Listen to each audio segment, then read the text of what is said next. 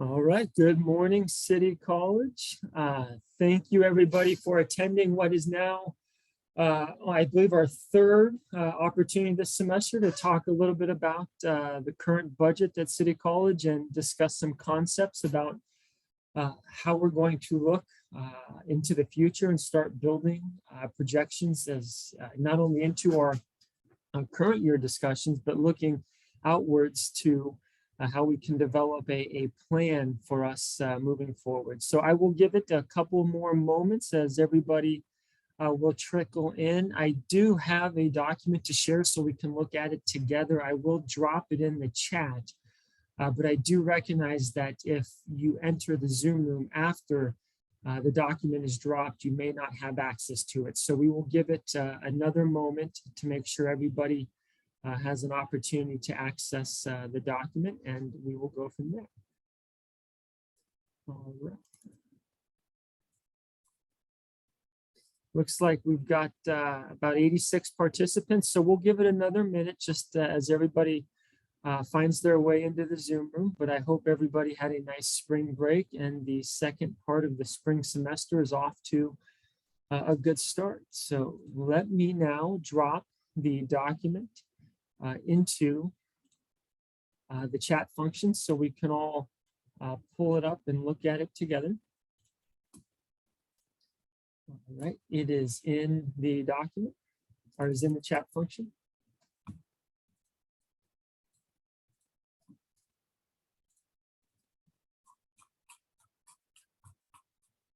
All right, and now we'll go ahead and get started. So once again, welcome everybody. We do have a couple documents that we'll walk through, and then we'll have plenty of time for questions and answers at the second part of the session. So if you have questions, please either raise your Zoom hand at any point during the presentation, or we can have a free dialogue at the end of the presentation. And hopefully we'll stay as long as we need to answer as many questions as the community may have. So I'm going to now share my screen, and we will go ahead and get started. So I hope everybody can see the document, and I hope it's at a size where everybody can see it appropriately. But we're going to start on page number 2 of the document that was put into the chat function. So if you scroll down to the page, the second page, that's where we'll go ahead and get started.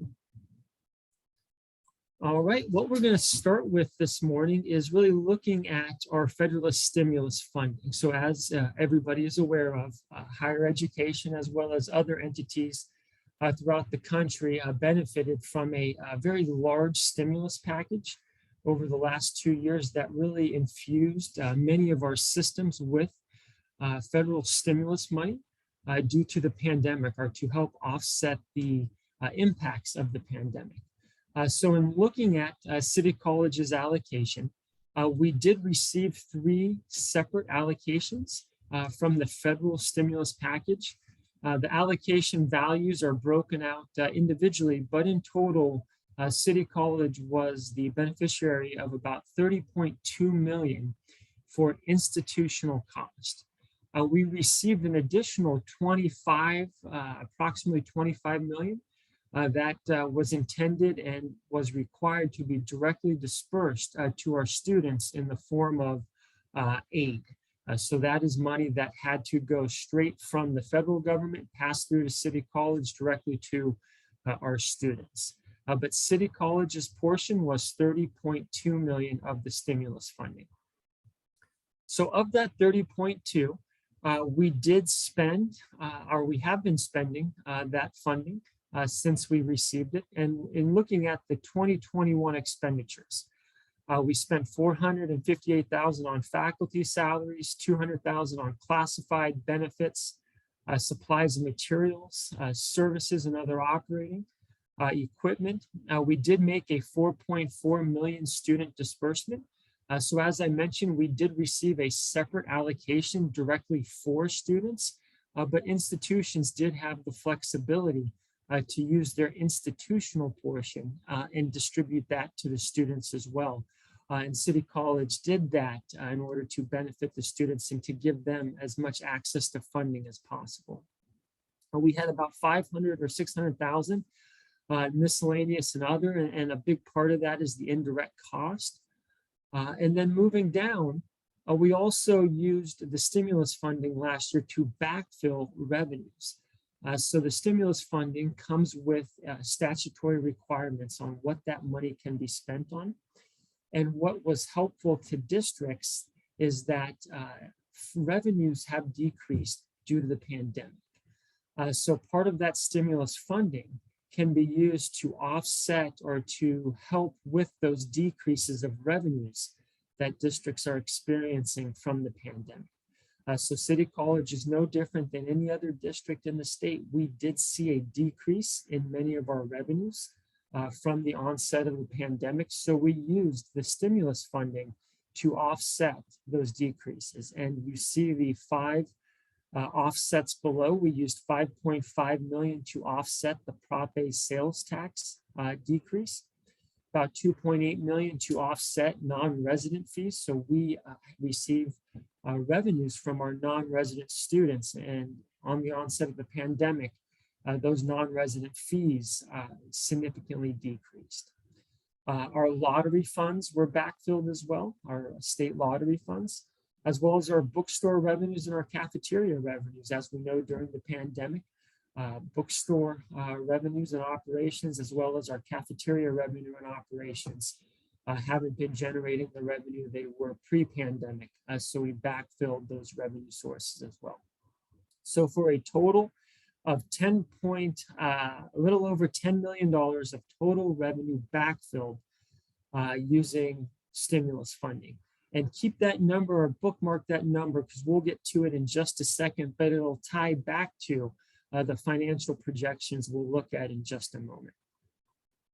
So in looking at where we stood as of July 1st of 2021, or the first day of this fiscal year, we had spent about $17.7 million of our $30 million allocation above. And I don't mean to scroll too fast, but I want to start us back at our reference point. So we started at about 30.2, and then our auditors have audited, and these expenditures are final and reported that we now have, we have spent about 17.7 of that additional or initial 30 million. So now starting in the 21-22 year, where we're at now. So of the remaining funds, we have spent some in classified salaries, benefits, supplies and materials, services and equipment to the total of approximately $3.3 million. We are earmarking about $4.2 million to fund agreements with our labor groups to compensate for the COVID leave bank that accumulated during the pandemic. So about $4.2 million is set aside and earmarked to meet contractual agreements that we need to in order to properly compensate to our employees who work during certain times of the pandemic. So with all of that taken into account, of the original 30 million, we're minusing 17 spent last year, less the 3.2 million to date, less the 4.2 that's earmarked for our COVID payout side agreements. We have about 5 million of remaining stimulus funding left from the initial or the 30 million allocation. That 5 million is going to be very important to City College as we move forward, because in many areas our revenues, as we talked about above, have not bounced back to pre-pandemic levels. So a big portion of that remaining 5 million will go to backfilling lost revenues in the current year that we're still experiencing from the pandemic. And one of the items that we will need to keep our eyes on as we move forward, specifically into next year, is that once we've exhausted all of the stimulus funding, if our Prop A sales tax or our non-resident fees don't come back to pre-pandemic levels starting next year, or starting, really in July of this year, we ultimately won't have any federal stimulus funding remaining to backfill that we know of today. So it is something that we do have to be mindful of, and we'll have a discussion about that in just a moment. So with that said, I will go up now to the first document, and please write down your questions and raise your blue hand if you have any of those questions, and we will get to them in just a couple moments, but we'll get through the documents first, and then we'll have plenty of time for questions at the end. All right, now we're looking at another iteration of a 5-year draft scenario. So this is updated, and we've been building upon the first 2 scenarios that we looked at. Once again, this is a draft scenario. It's meant for discussion purposes only. Nothing at this point is set in stone, but it gives us the ability to look 2, 3, 4 years down the road and make some assumptions and have a discussion as to what a decision today, what impact may that have in year 24, 25 or in year 26, 27. So these are the types of conversations that I really think will be beneficial to the district as we continue to move forward, not only into next year's budget cycle, but beyond. So real quickly, this is once again a draft. We do have a lot of assumptions built into these forecasts, and we'll get through those here in just a couple moments, but hopefully this looks familiar. It's the same format that we've gone through the first 2 budget forms of this semester. Up at the top, we have the previous fiscal years to the left of the document. And then we have our current fiscal year, 21, 22 in green. And then to the right, we have estimates and projected out fiscal years for the next 5 years through 26, 27. And up here at the top, we have our student-centered funding formula revenues. So we have, in focusing on our current year, our student-centered funding formula revenue is about $133 million.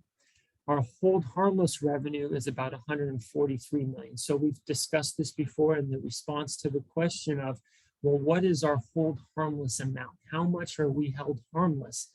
The response is about $10 million approximately. We are factoring in the 5.07% COLA that was in the enacted June budget of 2021 last year. Our FTES is about 13,820, and that number's held consistent from our audited numbers from last year.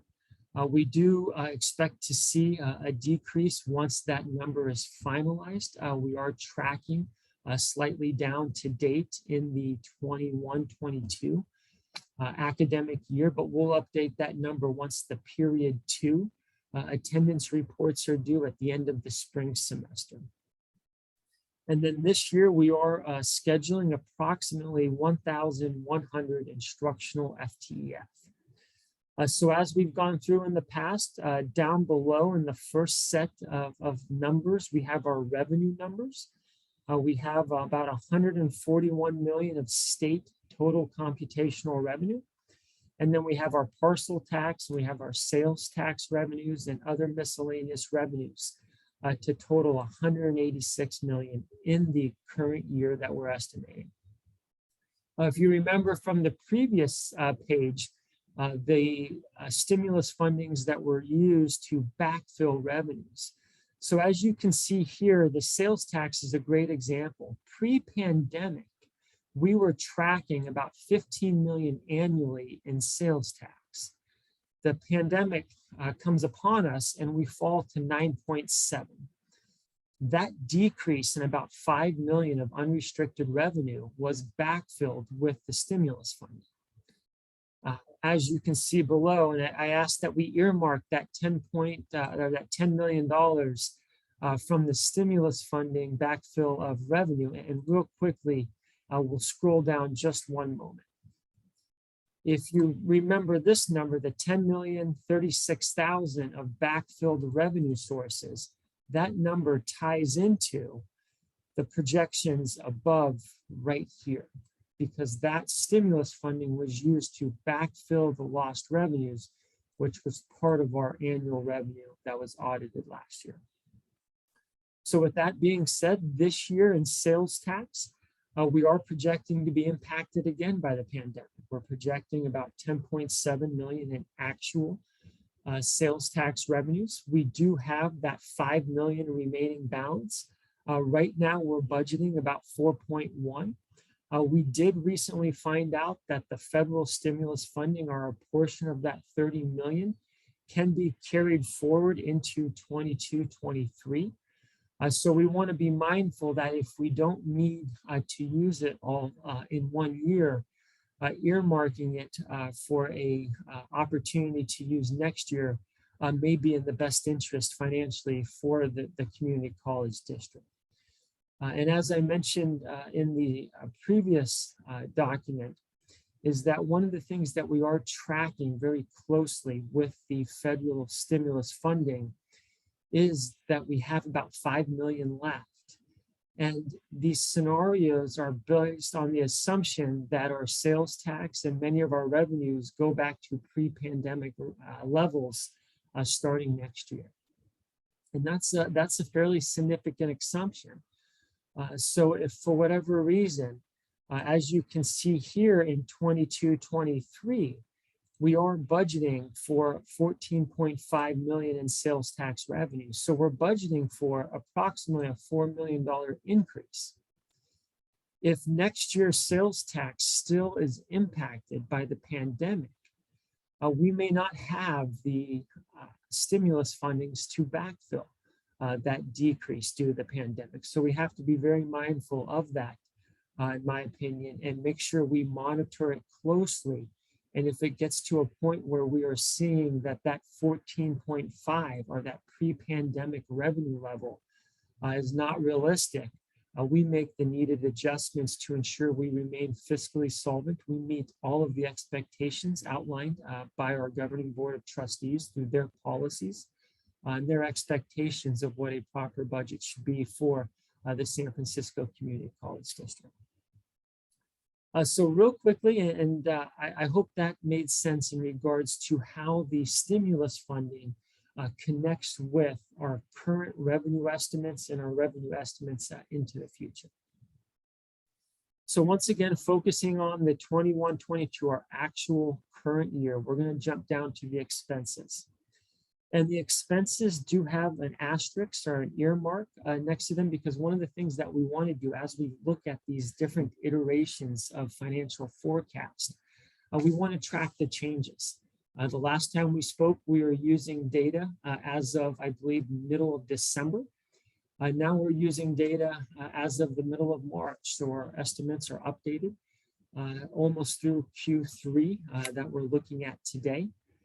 So in looking at the current fiscal year, we are looking at about 62.5 million of estimated academic salaries, about 5.4 million in classified, about, administrative, about 38.5 in classified, about 51 in benefits, and then so on with our discretionaries, our supplies, our other operating, and then our other outgo. And a big part of that other outgo was the 8 million that was put into the adopted budget this year to ensure that we can put as much into our cash reserves as possible to make sure that exceeding the 5% threshold is done this year. So right now we are budgeting for a total estimated expense of about $187 million. Real quickly, the major changes from the previous iteration of the financial forecast is we did see a fairly significant decrease in benefits. Our health insurance was tracking at about $1.9 to $2 million per month for the first 6 or 7 months of the fiscal year. And then in February and in March, those numbers dropped to just over $1 million. So we have seen approximately an $800,000 to $900,000 decrease in our medical benefits in the first, the February and March of the last 2 months of the third quarter. So we adjusted our estimates downward. So that is just an example of how we use data and continue to monitor it as the fiscal year progresses and as we see fluctuations of our expenditure classifications. So real quickly, Looking at the totals down here at the bottom, our beginning fund balance is about 16.8 million. And as we've discussed in the past, that is not all cash. Of that 16.8, of that 16.8, portion of that is our prepaid asset. We do have a long-term prepaid lease with our mission center. So we get into the adjustments and the breakouts down here at the bottom. So real quickly, based on the total unrestricted revenue this year, and this is an estimated amount of 186.4 million, and the total estimated expenditures of about 187.5. We are projecting an increase in fund balance from about 16.8 million to about 24 million. So our estimated ending fund balance this year is about $24 million. Of that 24 million, the 9.3 is the prepaid asset. That is not cash, but that is something we carry on our books because we have prepaid our lease for the mission for the next several decades. So our unrestricted cash balance that we're estimating at the end of this year is about 14.6 million. Which gets us to about an 8.7% fund reserve balance. So that's where we're estimating as of today to end the current fiscal year. Now moving forward into the next fiscal year, we will take a look at 22, 23, and beyond. One of the things that we wanted to do this time is that in the past scenarios and financial projections, we've looked at scenarios that kept FTS the same for the next several years to say we will be at the 13,820 number for the next 5 years. One of the things that we can take a look at and wanted to explore today is, well, how can we, what does a model look like to where by 26, 27, we get back to pre-pandemic levels? So the assumption that was built into this scenario was that by 26, 27, we get back to almost 20,000 FTEs, and our instructional schedule is about 1,400 FTEF. And these numbers were pulled or mirrored from our last pre-pandemic academic year, so 1920. So if you can take a look at the left here, you'll see in 1920, our actual FTS was 19,900, and our FTEF was just under 1,400. So we used these numbers as pre-pandemic to say, well, what would a scenario look like if we, by 26, 27, got back to 20,000 FTS and just under 1,400 FTF? So what would that look like? And as you can see down below, we are incrementally increasing FTES each of the next 5 years to get to our 19,900 number. And then we all are also increasing our instructional FTF because as we see increases in FTES, we need to make sure we're meeting that demand by including more opportunities for a robust class schedule. So as you can see, our instructional FTF year over year is growing to eventually get back to the pre-pandemic levels in 26, 27. So jumping down below, how does that look, or how does that impact our revenues and our expenses? So as you can see up here at the top, even with that enrollment growth in the first couple of years, we'll still be a hold harmless district. So if you remember, the top number right here is our revenue based on the student-centered funding formula. And the second number is our revenue based on hold harmless.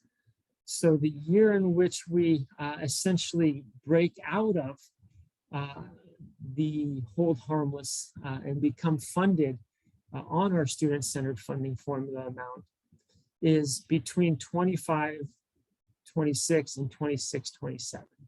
So in taking a step back, let's focus on 24, 25 and focus on the concept of growth, but the concept of the student-centered funding formula and hold harmless. In 24, 25, if we grew our FTES to 16,384, we would generate student-centered funding formula revenues of about 149 million. Our hold harmless revenue would be 159 million. So we would still be in a hold harmless state, even if we grew to the 13.6. But the hold harmless, as you can see, is growing because the current legislation does apply COLA to it. But as you can see in 25, 26 and 26, 27, the total computational revenues amounts, they're pulling from the student-centered funding numbers above because that is the year in which the hold harmless provisions end. So we would no longer have the ability to get the higher of the two starting in 25, 26. So I know that's a lot of information, and it may hopefully build upon some of the previous conversations that we had, but it's just an opportunity for us to switch the thinking from a flat FTS level to what it looks like if we grow FTS to get to pre-pandemic levels here in the next few years. All right, now let's jump down to the corresponding expenditures. In 22, 23, and looking at next year, we do have the asterisks because we have updated these estimates based on the current year estimated actual. So as we get through more time in the current fiscal year, we continue to update our future projections based on what we know as of today. Real quick, one of the major updates was obviously to our benefits. We are seeing that significant trend down in our medical benefits, so we did make that adjustment as well. But we also made an adjustment in student lab aids. So one of the budget items that was significantly impacted during the pandemic was our student lab aid budget. So pre-pandemic, we would spend as an institution about 1.6 million to 2 million, somewhere within that range, on student lab aids throughout our entire campus. We transitioned to online, and that 1.6 or so million budget essentially was shifted and not used in the pandemic. So our current budget for lab aids as it stands today in the 21-22 year is about 130,000. So in looking at our goal to come out of the pandemic or the primarily online modality in fiscal year 22-23, we do need to build our lab aid budget back up to pre-pandemic levels. So that's why you'll see an increase in our classified salaries, because our lab aid expenses are built into our classified salaries based on our state required accounting structure. So our benefits were adjusted downwards. Our classified salaries were adjusted upwards to account for the needed lab aid funds that we'll use once we hopefully will be a more in-person campus starting this summer and into next year. We do see a decrease in the services, and that's because we will have paid off a component of our SERP, our supplemental early retirement programs, and ultimately get back onto a traditional and the standard payment schedule, which you see ends in 25-26, and we do see back to a more standard services budget once these supplemental early retirement programs or the SERPs are paid off. Real quickly, I do want to focus a little bit more on the transfer out in 22-23.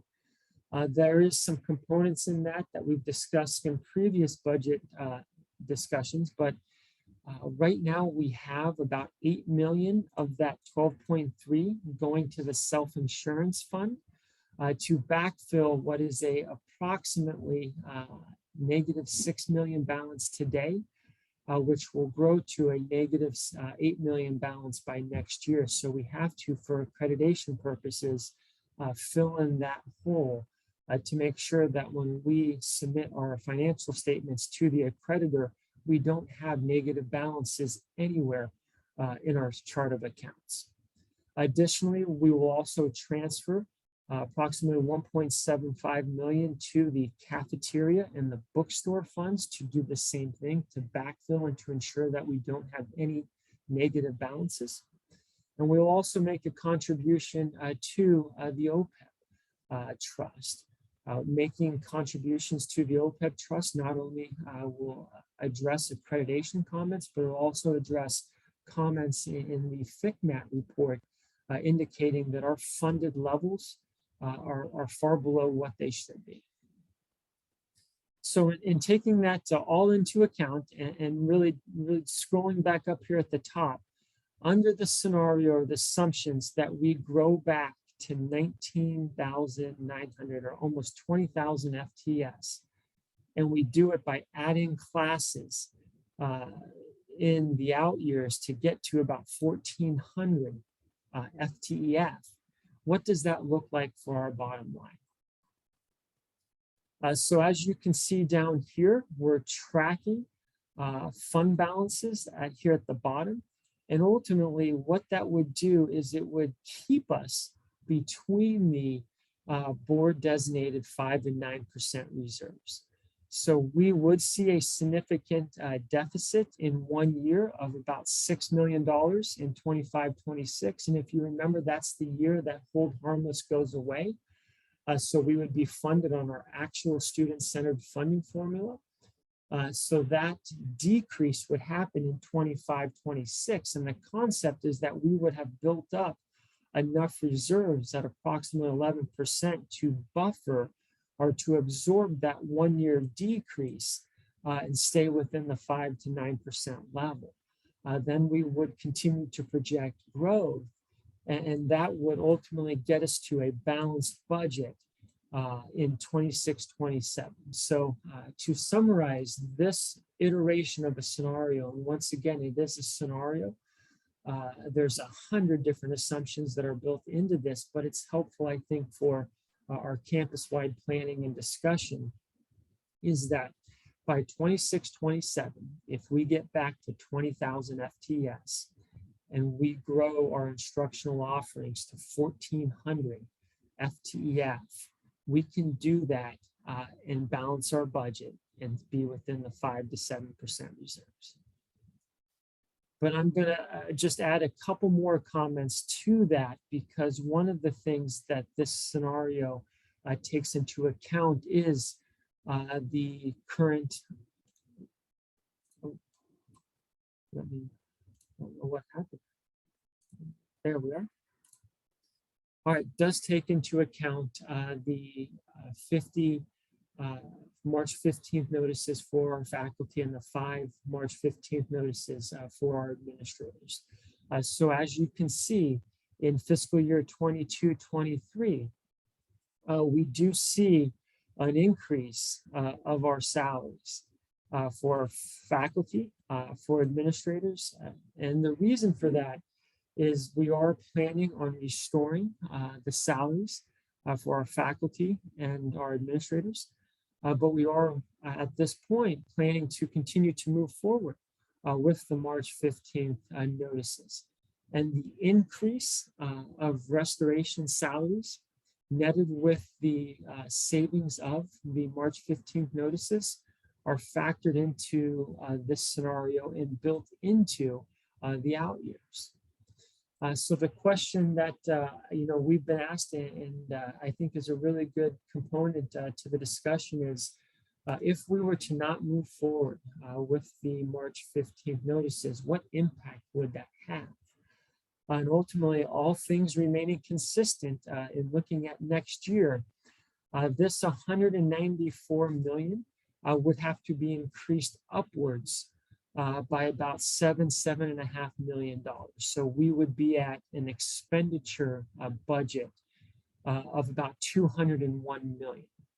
which would, based on our estimated revenues of 194, put us into a deficit in 1 year of about $7 million or $8 million. So we would have to then use the time between whenever the notices, whenever the decision was made of the notices not moving forward to June 30th to find a way to absorb that $7 million into our current budget estimates. What that most likely would entail is obviously a reduction of our schedule of offerings, which at this point, with registration right around the corner, would have a fairly significant impact on our students. So it is something that we want to be mindful of. But as we continue to build the schedule, our department chairs, as we know, have been issued an instructional FTF budget for next year. Those budgets, by and large, do take into account the March 15th notices, and ultimately would have to be adjusted if something were to change in the future. So that's something that we can have a dialogue on if there's any more questions about that. But with fall registration right around the corner, we would ultimately need to make significant scheduling adjustments after registration opens if we were to deviate from the plan as we know it today. But with that said, I am just taking a moment, and down here at the bottom of the document, you'll see many of the discussion points that we just covered, documented. As I mentioned, we do have variances from the March 3rd presentation. So those variations are documented down there as well. Real quickly, I did skip over in 22-23. We are adding $500,000 for program review. Not only is closing the funding loop for program review and accreditation requirement, we need to find a way to build into our budget the expectation that we can meet program review needs and demands, and that becomes a standard part of our budget development process. So we are budgeting for $500,000 of ongoing funds specifically dedicated to meet program review requests each year. And we're also allocating $250,000 for professional development. Right now, I believe our budget is approximately $30,000 or so for professional development. That's an estimate. But I do know it is significantly below where it needs to be. And if we are to have a robust professional development program that is driven by our academic senate for our faculty needs, and then driven by classified leadership for our classified needs, we have to earmark and really set aside funding to have a professional development program that will benefit our students and our community for the years to come. So those are two additions that are included in the scenario as well from past iterations. So with that said, we are 40 minutes past the hour. So that is a highlight of the scenario. So now we will go ahead and prepare for questions. So if I may just have a couple of moments to take a sip of coffee, and we will look for raised hands. We will go ahead and get started.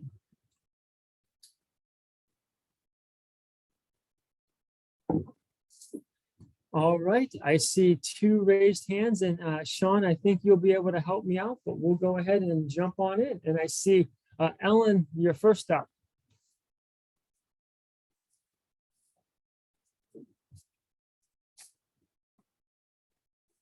Ellen, you're muted. Hi, good morning. Sorry about that. Thank you for the presentation. I have a question about the layoffs. So in our department, 1 person is designated for layoff, but we have 2 people who are retiring. So will that mean that we don't have to lay off that 1 person because we have 2 people retiring?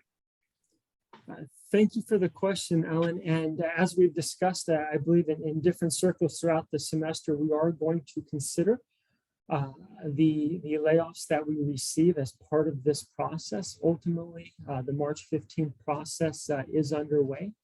So we're going to allow that process to play out. We do have some steps in regards to finalizing and making official the retirements, such as a official acceptance by our governing board of trustees. So that process has to play out.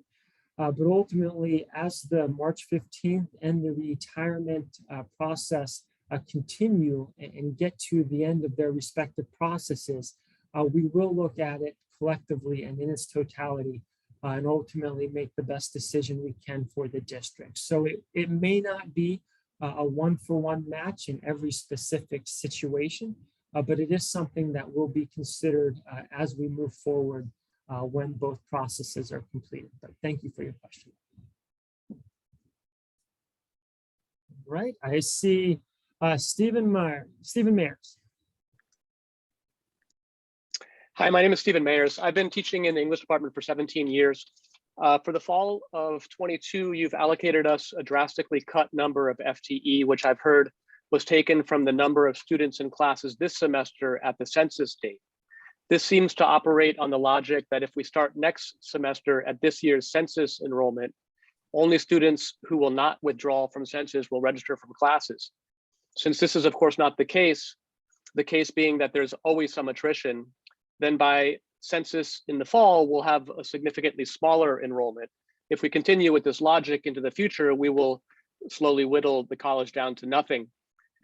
Since we're offering 20 sections fewer of 1A, English 1A in the fall, our wait lists will be overflowing. Will you allow us to open new sections to accommodate these students, or is the plan to actually be turning students away from the college?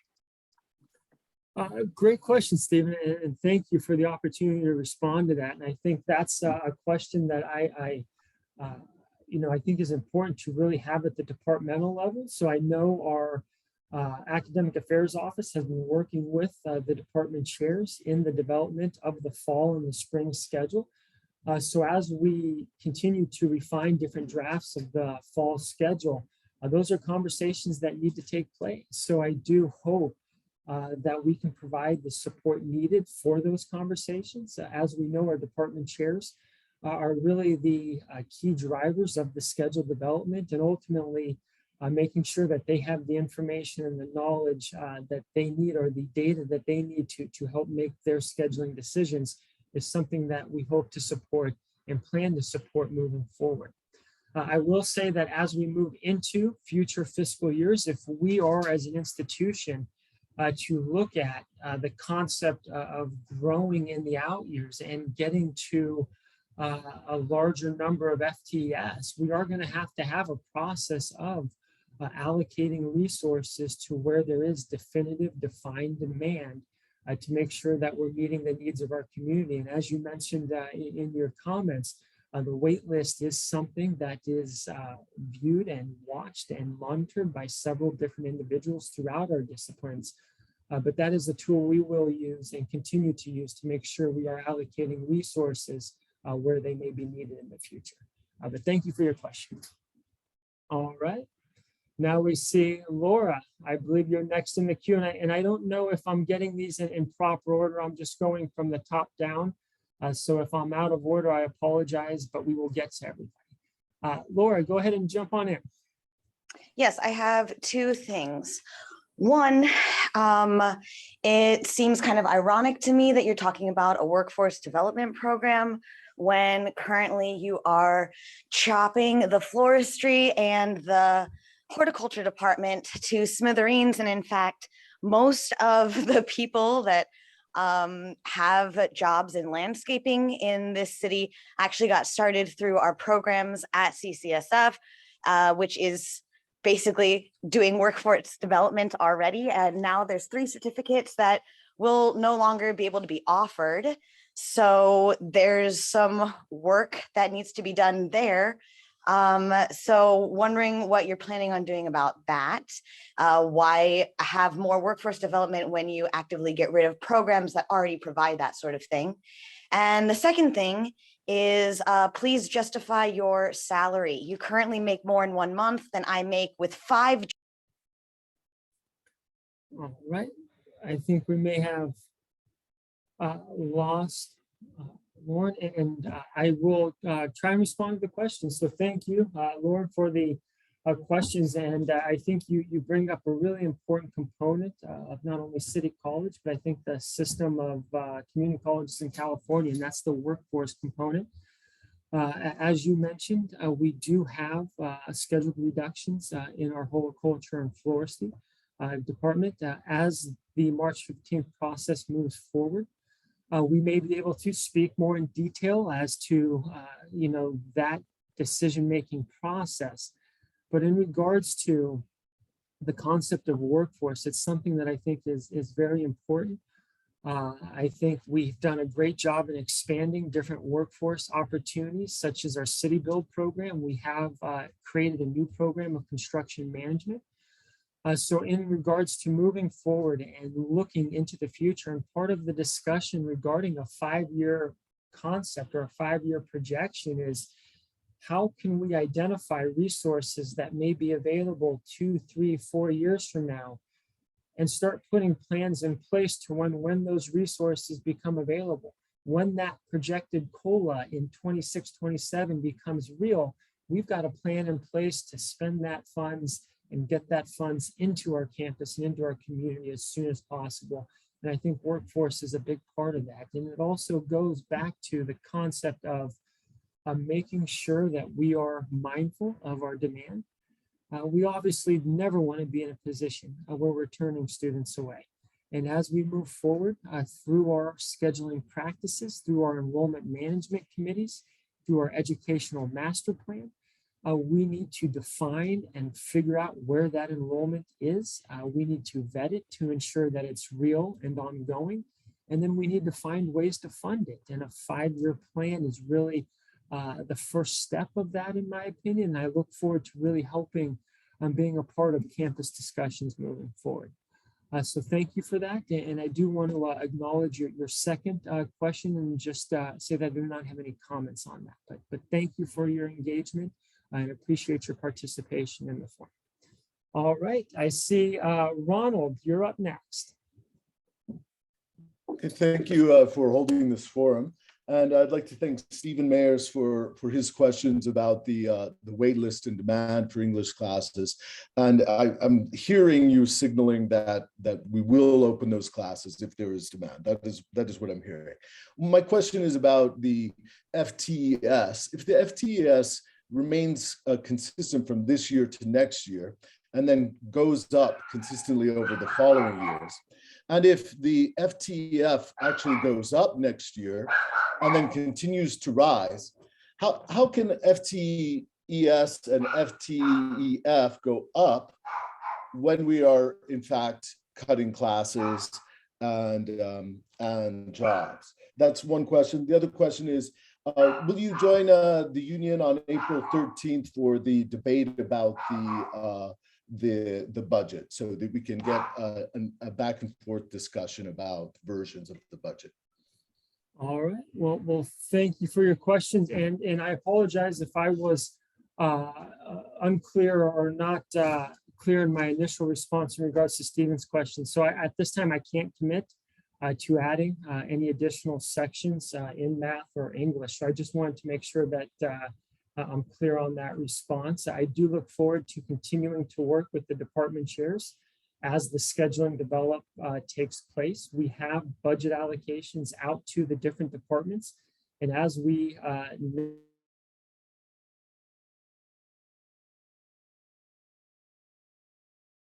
are relatively firm and are being used to build what will ultimately be the first published schedule here in the coming weeks that our students will enroll into. So I definitely don't want to communicate something that ultimately I did not intend to or cannot commit to. So I just wanted to add that for clarity. One of the questions in regards to, I believe the question was in regards to next year's FTEF. We are in a position to where we have to balance the budget. We do have needs in regards to ensuring that we meet financial benchmarks and expectations. We do have significant coverings of negative balances throughout our accounts that need to happen. So therefore, in regards to looking at next year's budget, and this number has remained relatively consistent. I believe it has remained consistent through the first few conversations or the few budget iterations, is that ultimately in order to balance the budget and to put us on a financially sustainable path moving forward, that is the budget allocation that we are recommending that we move forward with. If we do see growth, we may add classes in the out years. And what could be potentially something that we would want to keep our eyes on is if we got into a situation in the out years to where we were adding FTEF, but FTS wasn't growing, we would ultimately be spending money that would not be generating any additional revenue. And if we jump down here to the bottom, we don't have the level of reserves to absorb that overspending. So as we look at 4 or 5 years out, if FTS is not increasing and our opportunities to generate new revenue are not there, we won't be in a position to add additional FTEF because we won't have the fund balance or the reserves to absorb it. So once again, this is a financial scenario. It's a projection. It is one of 100 different scenarios, but the concept of next year and needing to make these transfers down here at the bottom to ensure we meet all accreditation standards, making sure we can restore all of our salaries for faculty and administrators is extremely important. It's also absorbing the STRS increases that are scheduled based on the January's governor budget. So all of those things considered, in order to be a financially stable institution, this is the recommendation that we're moving forward with. And then lastly, to touch base on the comment in regards to what I believe is the AFT budget debate next week. So I do want to comment that I am aware of that event. I have not been a part of the planning or the schedule. So at this time, outside of just being aware of the event, it would be inappropriate for me to comment on it. So I don't have any comments on the event scheduled for next week. But thank you for your questions. And now we'll go to Alan.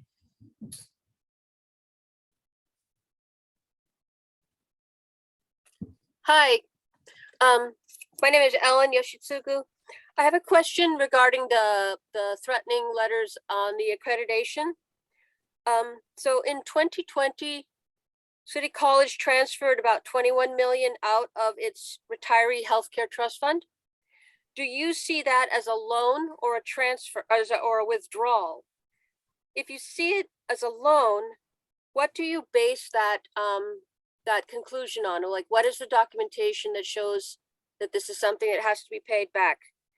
And if you see it as a withdrawal, then what have you done and are you doing to address the fact that the FMCAT is charging CCSF with failure to repay a loan? So if you see it as not a loan, what are you doing to push back on this? Thank you.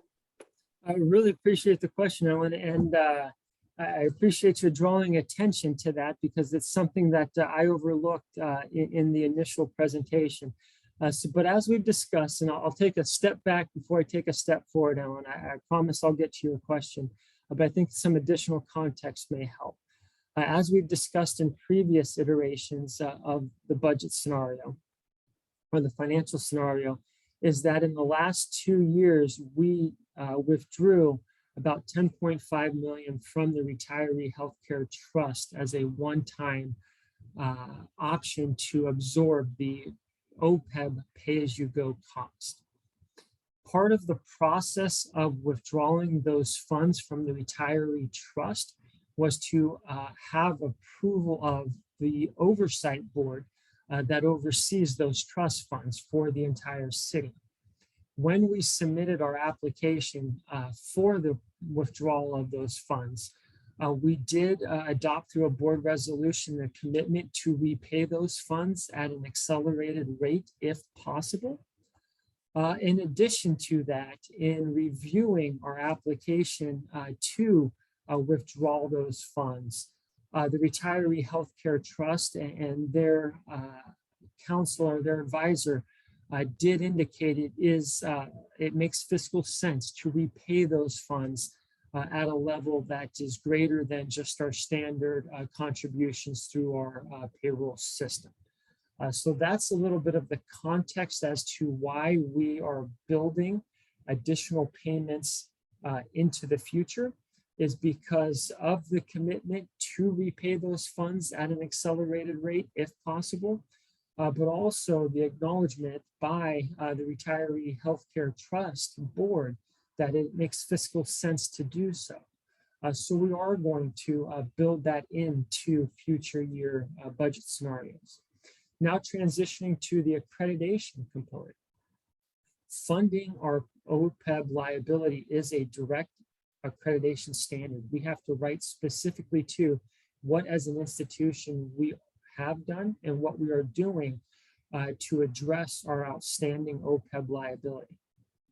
Right now, based on the recent FICMAT report, their review of our OPEB liability is that we are far below the amount we need in regards to making progress funding that liability. The additional payments that we plan to make in the transfers in the out years are going to speak directly to that. So when we respond to the accreditation, when we respond to FICMAT, we are going to say we are taking our OPEB liability very seriously. We have a 5-year plan on how to increase the funding, and we're committed to sticking to that plan and building it into our budgets to ensure that we are meeting the accreditation standards and we are addressing any concerns that FICMAT may have. So I hope that responded to your question, and I appreciate you bringing that up, Ellen, and thank you for your engagement. All right, the next hand I see is Rick Baum.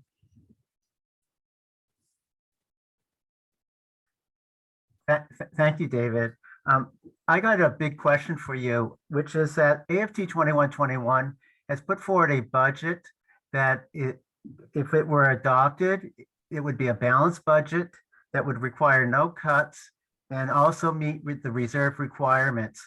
So why is it that you are not embracing it as opposed to a budget that's requiring cuts that will result in cuts in classes and take away from student educational opportunities and cause misery for those who are losing their jobs? So again, why are you not embracing their budget as opposed to this budget, which is resulting in all these cuts? Thank you.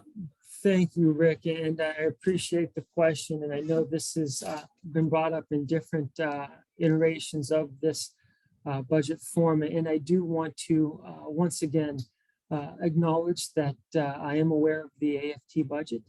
But once again, I was not part of the development of that budget. I do not know the components or the assumptions that went into that budget. So ultimately, it would not be appropriate for me to speak on a work product that I was not part of producing. I am here ready, willing, and able to hopefully talk about as much as we want to in regards to the current budget or the budget that we have in front of us. And I do believe, based on where we're at today, based on the accreditation comments that we need to address, based on stabilizing City College fiscally moving forward, and making sure that we are at a place to where we are moving forward in a financially solvent way. I do believe that these are the numbers that will get us to that point. I do believe that we are in a position where the March 15th notices are a necessary but painful step in getting this college on the right track to become the college that we want it to be in the future. So I do hope that responded to at least a bit of your question, Rick, and I appreciate your engagement, and thank you for the question. All right, next I'll see Abigail's hands up. Thank you. So I had a little bit of a hard time following the HERF discussion part at the beginning. So if you could go through a little bit of it, and this is what I'm having a hard time following, is I can see the $10 million there, and I can then see it under the 2021 year on the big spreadsheet. So, and that's showing that that's revenue we didn't receive that we typically would have expected to receive. And then I see all these expenses. And so I'm trying to figure out, are they just sort of weaved into that spreadsheet, the expenses, or is that somewhere separate? Like, for example, the earmarked for COVID leave bank at 4.2 million, is that weaved in somewhere? Or I don't know, I don't understand where the expenses are showing. And I'm not getting why we have 4.1 million for this year as a line item for COVID. So if you just explain that a little bit or clarify it again, I'd appreciate that. Great question, Abigail. And as I was presenting this document, I realized I could have flowed it a bit nicer to make it easier to track, and I apologize for that. So the 30 million allocation, that's held separately in a restricted account. So that's part of our restricted grant accounts, because technically the HERF funding is a federal grant. So it's not included in our unrestricted or our parcel tax funds. So all of the expenditures that you see will be included in a restricted grant account. The revenues that you see are also included in a restricted grant account as expenses in the grant account, but revenues in our unrestricted general fund, because it's transferring the money from the grant account to the general fund. So that's why you see up here the 10 million of grant funds that are accounted for in the restricted account coming into our general fund to backfill the revenue. So none of the expenses below that you see here will account for the HERF funding expenditures, because the HERF funding expenditures are held in a separate account in our restricted funds. And then real quickly on the COVID leave bank, the 4.1. So upon the onset of the pandemic, and as we went into shelter in place, as we may know, the agreement was developed to create additional compensation for employees who came to work during shelter in place. That additional compensation was in the form of accruing a liability. So it was a COVID leave bank liability. So throughout the course of the next year and a half or so, the district accumulated an approximate $8 million COVID leave bank liability of time that was earned during the shelter in place. We, through partnerships with our labor groups, came to an agreement that of the 8 million, we would cash out about 3.6 million of that liability for one group, and then about 500,000 to 600,000 for another labor group, a labor partner. So those two agreements equate to the 4.2 million payout of what will be a reduction of the COVID leave bank liability. So another way to say it, instead of moving forward next year with an $8 million liability on our books, an agreement was made, I believe, early last fall to compensate or pay out a portion of that 8 million to reduce that liability moving forward. So that is a agreed upon cash payout that ultimately we will process here in the coming weeks. And those expenses will be recorded in the restricted fund where those HERF funding expenses live. So hopefully those answered your questions, Abigail, and thank you for that. All right, I see Arnie, you're up next. Thank you, Chancellor. Good afternoon. I'm a classified staff and a member of SCIU So my question is, if you and or the board have a plan to publicly and persistently campaign the city of San Francisco and the state of California for yearly sustaining money for this college so that we don't have to have the situation that we're going through now. And I'm not talking about, I know that the board always approves money for this behind the scenes lobbying by professional lobbyists. I'm talking about like where you, for example, in your role, not just as sort of the head accountant for the college, but as the person who speaks for the college, to get up regularly, repeatedly, persistently, and say, not behind the scenes, but out in public for all of us to hear that you believe that City College needs more funding, and it's not just simply about shrinking the college back. So are you going to do that? And if not, why not? I appreciate the question, Arnie. And yes, I do look forward and have been engaged and acknowledge that some of that engagement is through different groups of community colleges. But as we move forward, I'm fully supportive and hope that the campus community will see that support firsthand for additional funding for City College. And I look forward to those opportunities. So I do want to respond, Arnie, to your question that I am committed.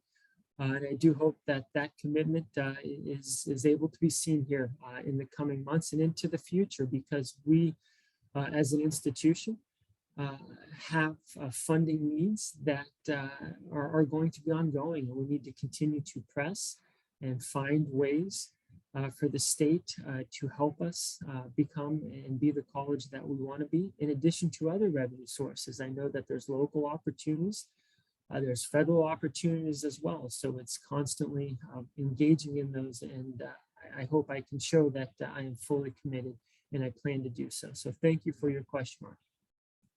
All right, Elena, you're up. Hi, Chancellor. Elena Fredericks, AFT 2121's Executive Director.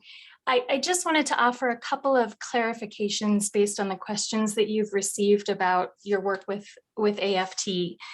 So it is true that you were not involved in the development of the AFT alternative budget and that you've not been involved in the planning around the AFT budget forum next week. But you said you didn't know the assumptions behind the AFT alternative budget. And I just wanted to offer a little bit of context, I guess, for you and also for folks who are here today.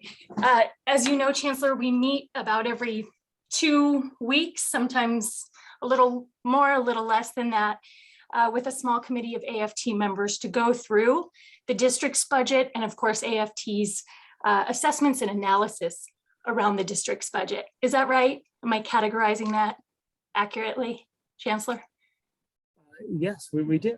Yeah, and during those meetings, we have walked through specifically the AFT alternative budget to help support the district in understanding how we arrived at the assumptions, the projections, et cetera, everything that's included in the AFT alternative budget. Do you recall doing that with us? I do not, Elena, and I appreciate your comments. I do not remember being a part of those conversations, but look forward to having those in the future. So thank you very much for your comments and questions. Now we'll jump to Fanny.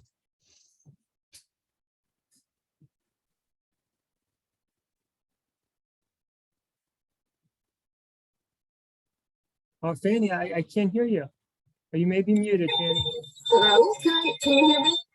Yes. Okay, thank you. So thank you for the presentation, and really appreciate getting this opportunity to understand the budgetary development process. And creating the budget is part of the operation of the college, and there are many other areas we also need to look at, and we need your leadership to do that. So I wonder, and I think we are also very concerned about the enhanced fiscal monitoring that might be endangering our accreditation status, but then we also need to look at many other areas. And I wonder, what about a forum to discuss the balancing of the seats available for the sections of courses that we are offering, and to fill the students in these seats, and to increase the number of students will help us also anticipate the end of Hold Harmless. I see that you are adding cash reserve to help us balance the budget. But then when we are anticipating Hold Harmless, we also need to increase the enrollment. What is our plan on increasing enrollment?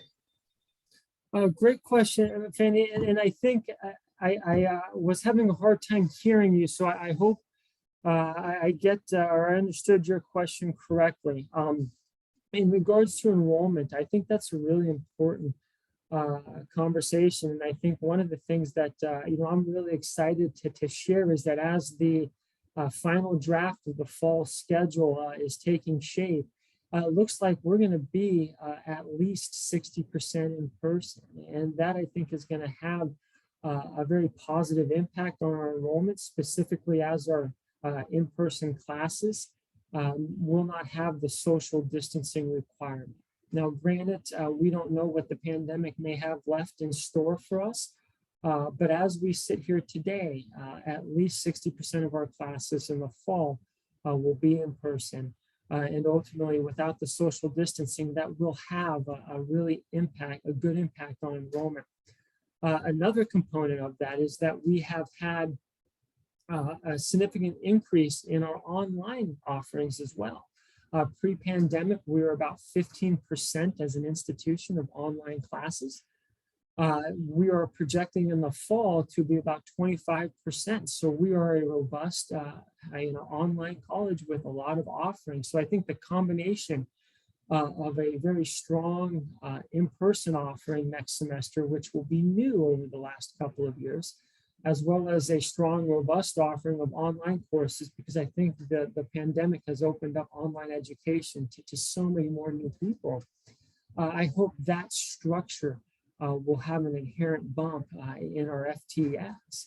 And as we kind of settle into what will become our new normal moving forward, as we transition out of shelter in place back into in person, one of the things that I think we'll do and be mindful of is to identify where that growth is and have conversations on where to fund it, because where the growth was 3 years ago when we were primarily in person may not be where the growth is now as we transition back from shelter in place. In addition to that is that our economy is also very strong right now. There's a lot of jobs out there. So as the economy develops, it's making sure that some of our CTE programs and our non-credit programs that are job preparation, job enhancement, skill development are meeting the needs. And it's really making sure that we are connecting the two. And I think our City Build program is just another phenomenal example of that, is expanding it to construction management to meet the need of our city. So I'm very excited to kind of talk about that as we move forward. But I think the first step is really getting back to what would be or what will become a more traditional initial schedule of classes, and then really seeing where the demand is post-pandemic, and then building the college of the future to meet and really flourish in that environment. So thank you, Fanny, for your questions, and I appreciate your engagement. All right, Robin, go ahead. Hi, Chancellor. Thank you for the chance to ask a question. My question is that, I would hope that all of us here have the same objective, which is the objective of developing an accurate budget that is a good reflection of the mission of City College of San Francisco.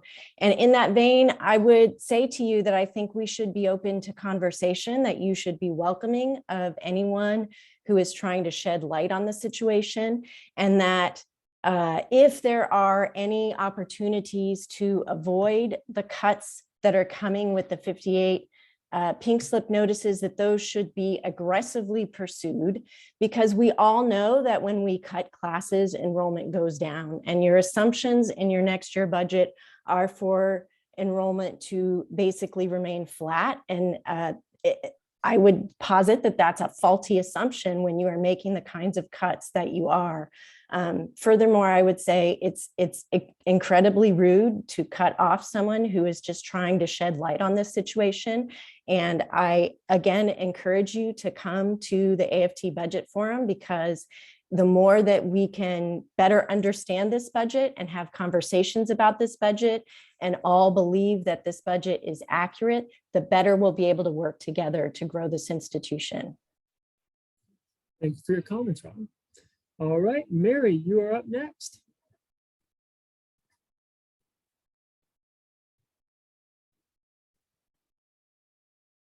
Mary, I can't hear you. I don't know if you can unmute yourself.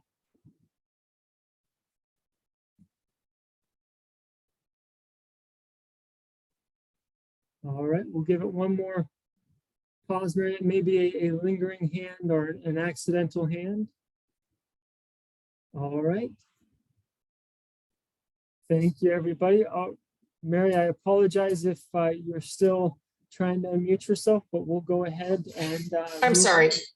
I would just like the opportunity to hear the rest of what Elena had to say. Well, thank you. I don't. I'm sorry, Mary, are you there? I couldn't hear you. Okay. All right, everybody. I apologize, Mary, if I did not understand or hear your comments. I was hearing static. So I wanted to take a moment. It is 12:17. I appreciate it. We were scheduled to 12, but I'm happy and glad we got to spend some additional time together. Once again, I appreciate everybody's commitment to being here, being a part of the discussion. This has been our third budget forum, and we will continue to have these throughout the semester. The next major milestone in the budget development process is upcoming here at the May revise. So as we all know, the the governor releases the May revise on or around May 15th with updated state revenues. And that's really the starting point for the finalization of our budget here at City College. So we look forward to having a May budget forum with updated information and our collective path forward as we look at 22-23. But I just wanted to take a moment and once again, thank everybody for your engagement. But also just take a moment and acknowledge and comment on the March 15th process. It is not something that any one of us wants to go through. It is something that I do believe is necessary for the financial solvency of this institution, not only to make sure we meet and exceed all of our accreditation standards, so we can ensure our students and our community that their time here is with an accredited institution. So that is of the utmost importance, but then also setting us on a path where we can provide additional raises and additional opportunities to be in a better place as an institution moving forward. And that's something that I hope we can continue to work on as a campus. And just to reiterate, we have a group of faculty and administrators whose lives are going to be impacted, and it's going to impact this campus, and it's not going to be easy. It's not a fun time for anybody. But I do believe this direction is in the best interest of the San Francisco Community College District to get us to a point where we can really be off and running and look forward to serving the communities and the generations to come. So with that said, I hope everybody has a wonderful Friday afternoon. And thank you so much for your participation in this afternoon's presentation. Take care, everybody. Thank you.